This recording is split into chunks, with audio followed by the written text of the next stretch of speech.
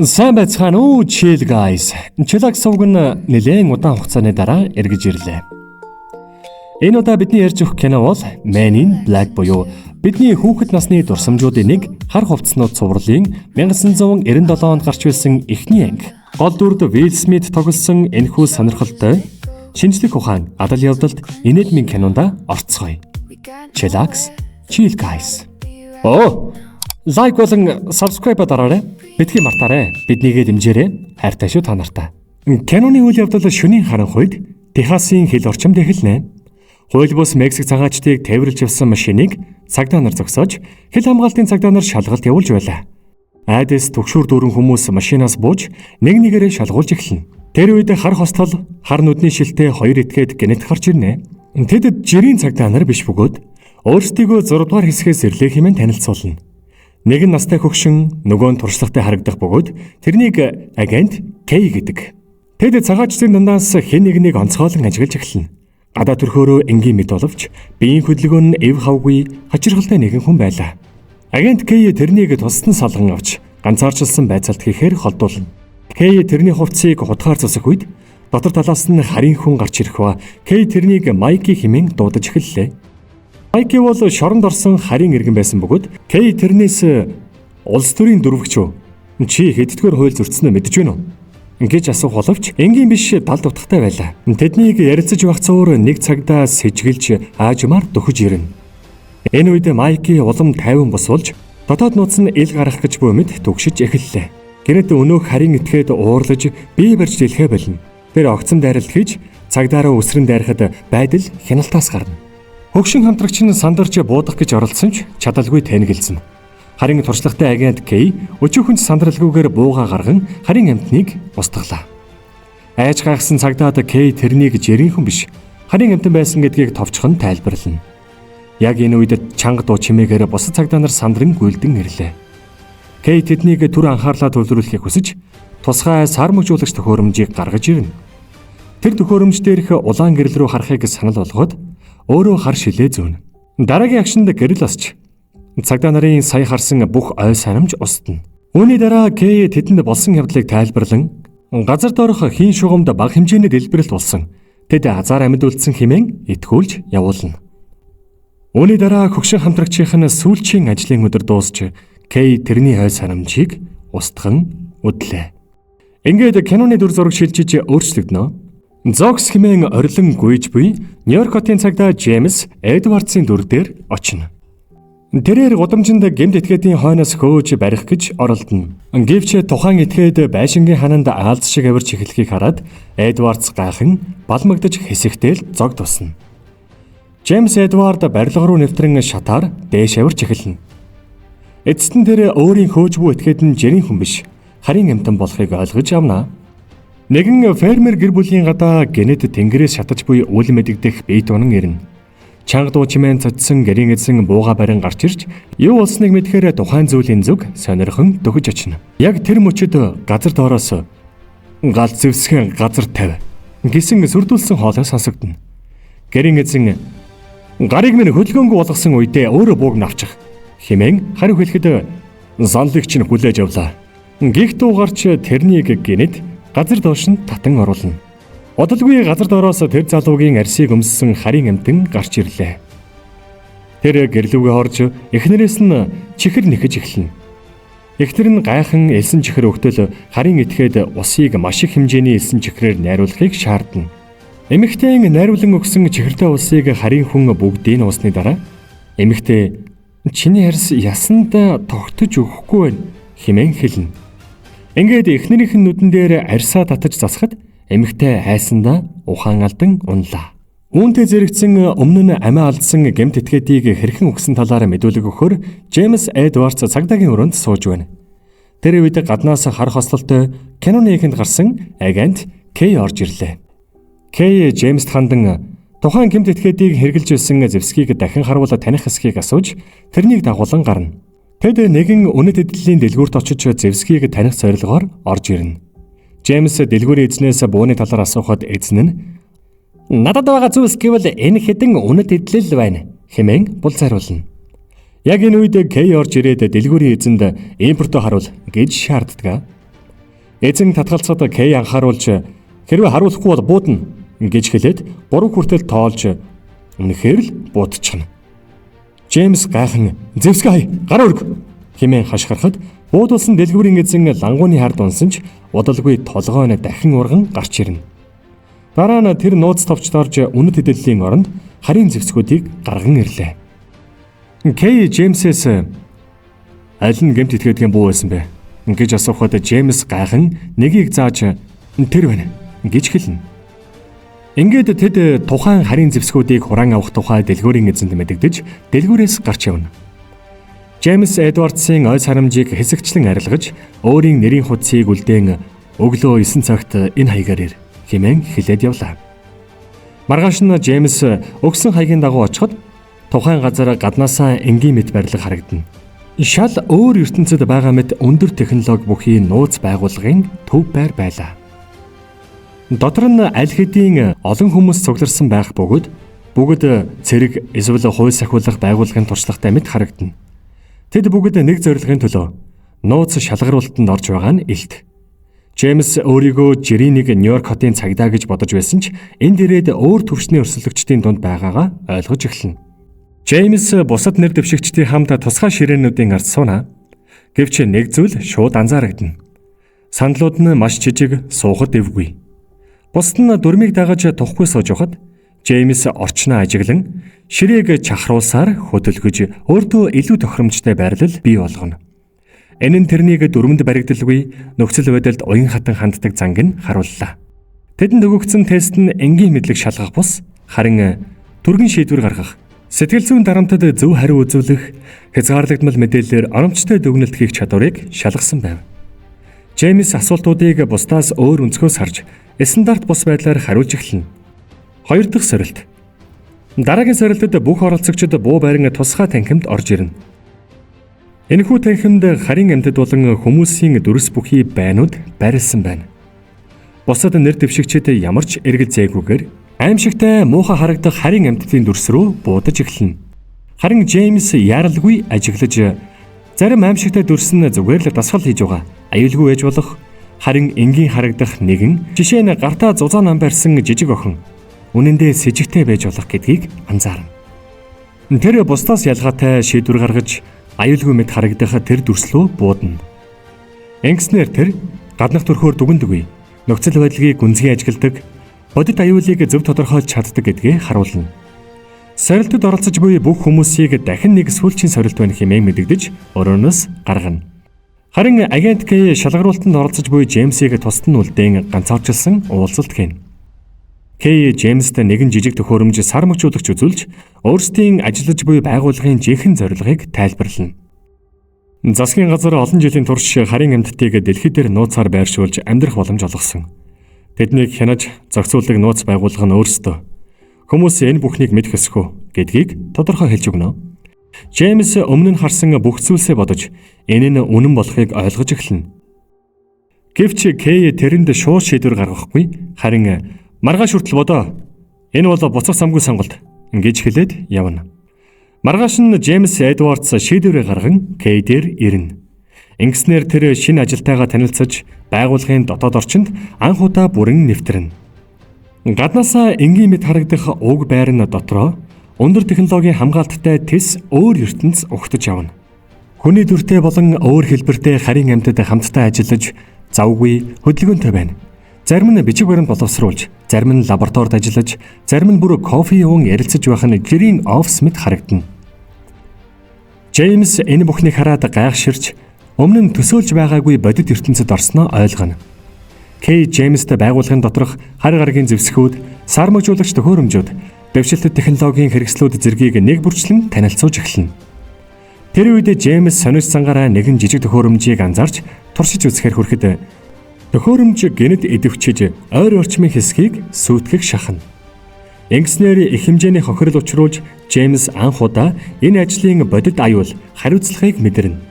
Удалгүй байгууллагын дарга ирж Джеймсийг цаашид өмсөх сүүлийн албан ёсны хослолоо өмс хэмээн хэлдэг. Үүний дараа тэрний бүх мэдээлэл, өмнөх амьдрал, бүртгэл түүх бүгд устгагдана. Ингэж тэрнийг албан ёсоор агент J хэмээн нэрлэж эхэллээ. Ингэснээр манай гол дүрийн залуу өнгөрсөн амьдралаасаа бүрэн салж, нууц байгууллагын жинхэнэ гишүүн болж хар хувцастан болж хувирна. Дүрс шилжин нэгэн настай хөгшин өөрийн ажилладаг газраа хааж хаалгаа төгжин гарч ирснээр үйл явдал үргэлжилнэ. Тэрнийг киноны эхэнд гарсан хүний дүрд хувирсан харийн амтан нууцаар ажиглаж алсаас дагаж эхэлдэг. Хөгшин муура аван таксинд сууж нэгэн жижиг хоолны газарт орж тэнд өөрийг хүлээж байсан үлэмж биетэй залуутай уулзна. Тэд гаднаас харахад энгийн хүмүүс мэд боловч үнэндээ нэг гаригаас ирсэн хари гаргийн хүмүүс байлаа. Тэд ширээндээ сууж нам гүм ярилцаж эхэлнэ. Ярианы өнгө нь нууцлаг болгоомжтой байх бөгөөд тэд ямар нэгэн чухал зүйлийг хамгаалж яваа нь илт. Энэ үед тэднийг мөрдөж байсан харийн амтан зөөгчийн дүрээр хоолны газрын ажилтан мэдүүлж тэдний ширээнд хоол авчирч өгнө. Харийн амтан довтолж ширээний ард сууж байсан хоёрыг маш богино хугацаанд устгана. Бүх зүйл нүд эрэмхийн зуур өрнөж ойр орчмын хүмүүс юу болсныг ойлгож амжилгүй цочирдно. Дараа нь тэр амтан ширээн дээр байсан чухал зүйлийг авч эмх замраагүй байдал үүсгэн зүгтэн одно. Джеймсийн анхны даалгавар нь нэвтрэх хэрхэн дууссан нэгэн харийн залуутай уулзах байлаа. Кей Джеймс хоёр хамт очих үед тэр залуу их сандарсан байдалтай эхнэр нь яг төрөх гэж байгааг хэлдэг. Кей нөхцөл байдлыг хурдан шийдэж харийн залуутай өөрөө ярилцахаар явж Джейд эхнэрт нь тусал гэж үлдээнэ. Ингээд Джей ганцаараа үлдэж төрөх гэж байгаа харийн эмэгтэйд туслах болдог. Джей ийштэй шидэгдэн юу хийхээ мэдэхгүй сандарна. Гэсэн ч тэр яаж игээд өөрийгөө барьж эцэст нь харийн хүүхдийг амжилттай төрүүлж авч чадна. Джей болон Кей хоёр хөдөө киноны эхэнд гарсан айлд очиж мэдээлэл авахар очдог. Тэнд залуугийн эхнэр цагдаа нарт өмнө нь байцаалт өгсөн тухайгаа ярьж тэр нь гэнэт өөрчлөгдсөн. Яг л өөр хүн тэрний хувцсыг өмссөн юм шиг болсон гэж хэлснээр тайлбарлана. Гэвч цагдаа нар тэрний үгийг төдийлөн тоогоогүй орхисон байдаг. Кей тухайн залуу ямар нэгэн онцгой зүйл хэлсэн эсхийг асуухад эхнэр нь сахартай ус өгөөч гэж хүссэн гэж хэлдэг. Үүнийг сонсоод Кей нөхцөл байдлыг ойлгож тэр эмэгтэйн ой санамжийг устгана. Дараа нь тэрэнд шин тайлбар өгч харийг хөнгөж байхгүй. Тод гэрэл сансрын биет унсан зүйлч байгаагүй. Хий дулааны бүсэд сармагцснаас танай гадаах орчин ингэж өөрчлөгдсөн гэж хэлнэ. Энийг харсан Джеймс гайхаж "Гү чи хүмүүсийн ой санамжийг устгачаад тэгээд шин түүх зохиодог юм уу? Энэ чиний хамгийн сайн хөлбөр гэж үү?" гэж асууна. Тэгэхэд Кей нэг их тоохгүйгээр "Эдгээр хуучин найз бүсгүйтэйгээ зугтсан.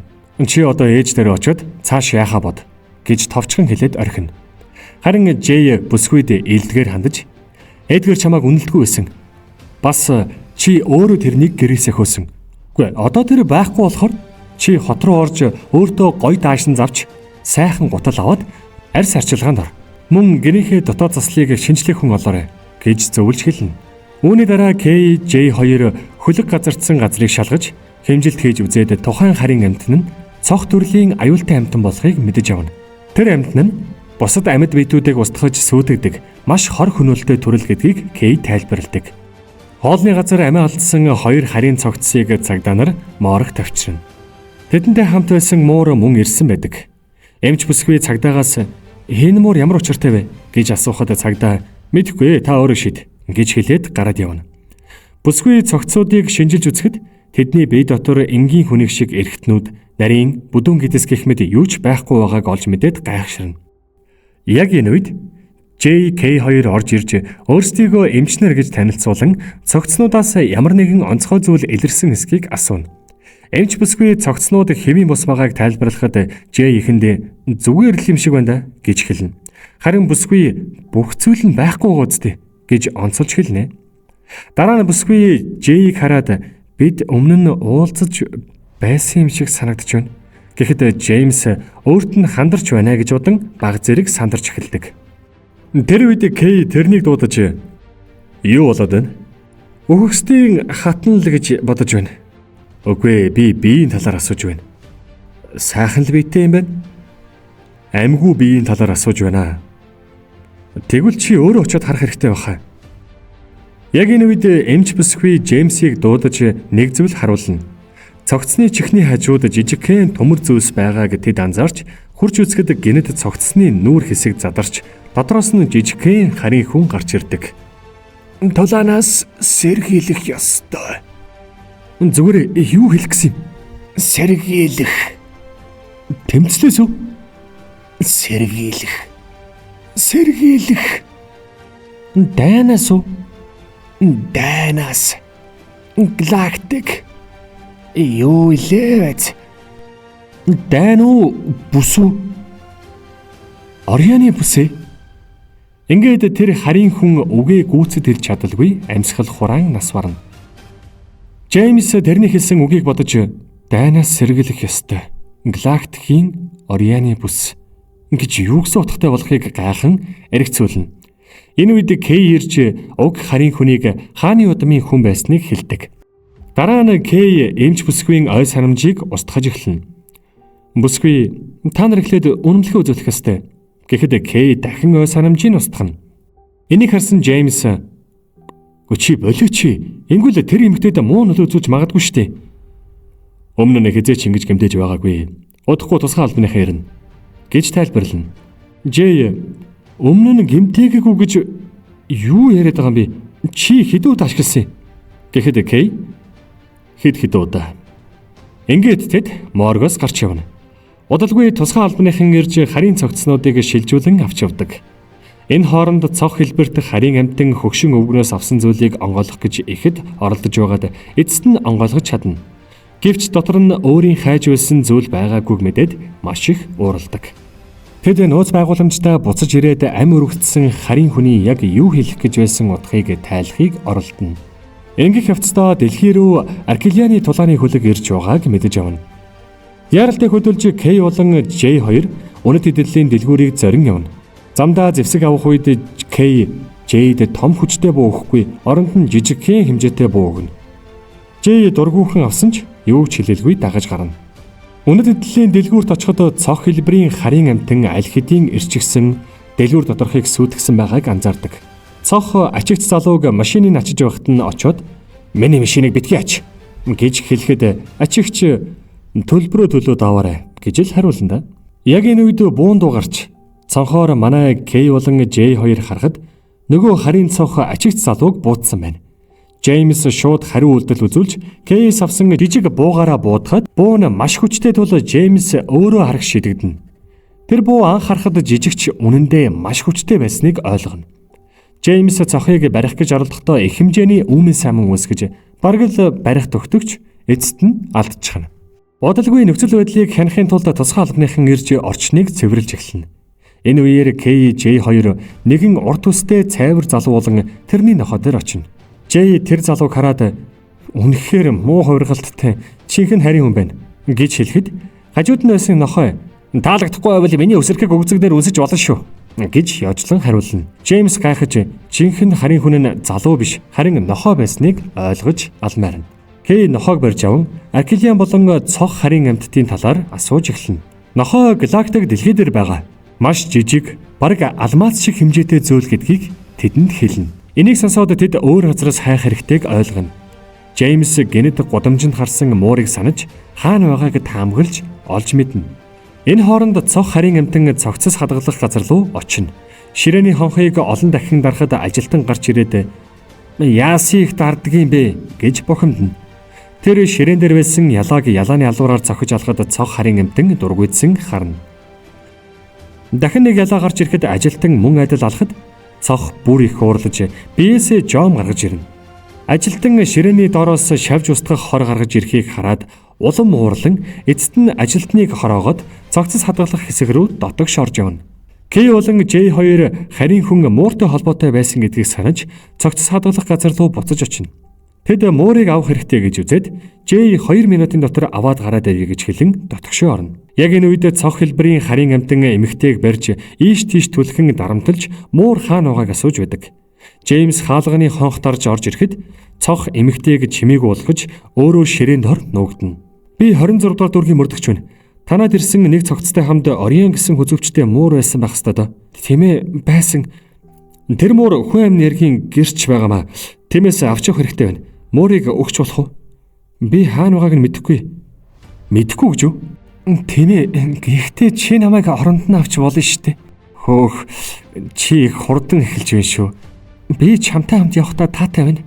Одоо яг ямар учраас тэр үгүй чи ойлгохгүй байна. Надад чамд харуулах зүйл байна. Гэж хэлээд доошоо заана. За тайвширт энд яарах зүйл байхгүй шүү дээ. Үгүй чи үнэхээр ойлгохгүй байна. Чи заавал харах хэрэгтэй байна. За тэгэлтэй гэхдээ би ихэвчлэн машин жолоодож байхдаа л сонс шалиг ирмэн надад чиний тусламж хэрэгтэй байна. Энэ үед Кей Жэйг удаад байгаад гайхан дотогшорж ирнэ. Тэр тамхи хасаах гэж байгаад таазнаас нялцгай зүйл тусаж байгааг анзаарч энд цох байгааг шууд ойлгоно. Яг тэр мөчөд муур ширээн дээр үсрэн гарч ирэхэд ширээнээ доороос цох гарч ирэн муурыг шүүрч авлаа. Тэр муурны хүзүүнээс галактикийг авч эмэгтэй рүү буут тулхна. Бэтгэл чим тэнэг би яаж мэдх юм бэ? Тэгээд яах вэ юм? Бууж өгөх юм уу? Чи яг болзоон дээрээ согтсон хүүхэн шиг байсандаг. Бурхан минь эмэгтэй хүн жаахан ойрдохоор чи тэд хоорондоо маргалдах зур цог тэднийг болиулж эмэгтэйг барьсаар цон хаглан үсрэн зогтно. Удалгүй тэд цог хаашаа явж байгааг тогтоож тэрний зорж буй газар нь хотын зах дах хуучин үзэсгэлэнгийн байгууламж World's Fair-ийн үлдэгдэл болох авраг бөмбөрцөг барилга гэдгийг мэдэж авна. Кей энэ газар өмнө нь сансрын хөлөг бууж нуугдах боломжтой байсан тул цог тэндээс цугтах эсвэл хөлөг дуудах гэж байна гэж тайлбарлана. Тэд шууд тийшээ очиход цог аль хэдийн эмэгтэйг ашиглан системийг дэвчүүлж байгууламжийг задлан сансрын хөлөг гаргаж ирэх бэлтгэл хийж эхэлсэн байна. Цог хөлгөө дөнгөж хөөргөж явж байхад KJ2 буудаж хөөрч буй хөлгийг сүйтгэнэ. Хөлөг эвдэрч газар тунахад цог дотроос нь гарч ирээд та нар одоо сүрсэн гэж занал хийлнэ. Одоо бүгцэл улсан гартаа байгаа галактика өг. Гараа толгойнхаа ардаа ав гэж хэлэхэд цог инээн. За ингэж юу? Гэнэт хүний арьсаа хуулж өөрийн жинхэнэ авраг том төрхөндөө орно. Тэр маш том, аимшигтай биетэй болж KJ2 буудах гэж оролдоход буунуудыг нь шуудал залгиж орхино. Дараа нь тэднийг түлхэж унгаад өөр нэг хөлөг рүү явах гэж оролдоно. Энэ үед Кей тэрний анхаарлыг өөр дээрээ татахын тулд зориуд уурлууж "Ой цохоо. Би чиний хідэн найзыг алсныг мэдхүү. Чи бол өчүүхэн амтан" гэж доромжлоно. Хариуд нь цох уурлан Кейийг залгичихна. Жэй цохыг зогсоох гэж оролдож шатаж буй мод чулуу шидэж олон арга хэрэгэлсэн ч амжилтгүй болдог.